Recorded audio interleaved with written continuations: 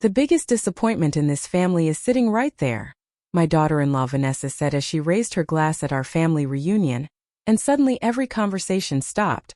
No one laughed. No one came to my defense. Even my son Marcus looked down at his plate. I sat there in silence, my hands wrapped around a paper cup of iced tea, feeling every eye in the room drift toward me. After everything I had done for this family, that was how she chose to describe me. I smiled politely and said nothing. But at that moment I noticed something nobody else did. I lowered my eyes and took a slow sip of tea while the reunion carried on around me. Children ran across the park lawn. Music drifted from a speaker near the picnic tables. The smell of grilled burgers filled the warm summer air. To anyone watching, everything probably looked normal. But I could feel the shift. People avoided my gaze. Some looked uncomfortable. Others pretended they had not heard a thing. I had waited nearly 3 years for this reunion. I had driven more than 200 miles to be there. And somehow I felt more alone than ever before. I told myself Vanessa's comment was only one careless moment, but deep down I knew better. As I sat beneath the shade of an old oak tree, memories began lining up in my mind like puzzle pieces. The Christmas dinner where my invitation somehow arrived after the celebration. The birthday gathering where my seat had been moved to the far end of the room. The family photos that always seemed to be taken after I had already left. At the time I accepted every explanation. Now, for the first time, I saw the same person standing quietly behind every painful memory. My fingers brushed against the envelope inside my purse. It had been there for nearly 2 months, ever since Harold Brooks handed it to me after Sunday service. He had told me to open it only when I felt ready. At the time, I thought it was another legal document connected to my late husband, James. I never imagined it might matter. Across the lawn, I watched Vanessa laughing with relatives while Marcus stood beside her. Then I looked back at the envelope. For the first time, I felt certain that whatever was inside could explain far more than I had ever understood. Before I could open the envelope, my granddaughter Olivia appeared beside me carrying 2 bottles of water. She sat down quietly and glanced toward the crowd. For a moment, neither of us spoke. Then she leaned closer and said something that made my heart stop.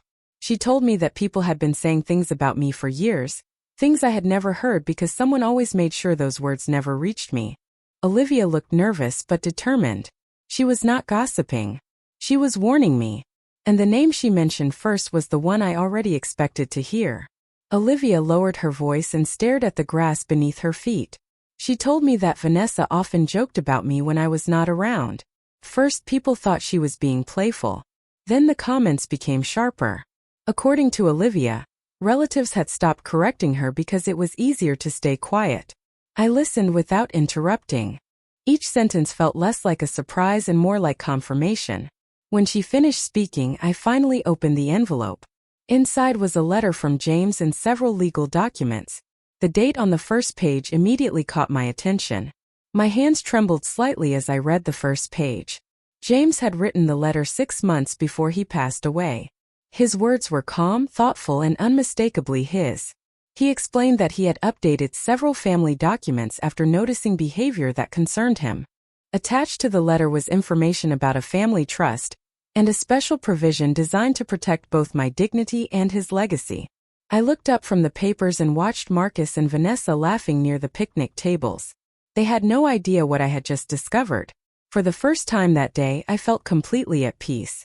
The reunion continued as if nothing had happened. Plates filled with food. Conversations drifted across the lawn. Children chased each other between picnic tables. I folded the documents carefully and returned them to the envelope. Then I stood and walked toward the group gathered near the pavilion. Vanessa noticed me first. A small smile crossed her face, the kind that suggested she believed the day belonged to her. Marcus barely looked up. I greeted everyone warmly and took an empty seat. For the first time in years, I was not wondering how I fit into this family.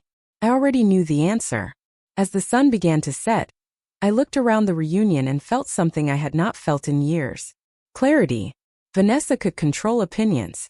She could not control the truth. James had prepared for this long ago. I smiled quietly, knowing that everything was about to change, and not in her favor.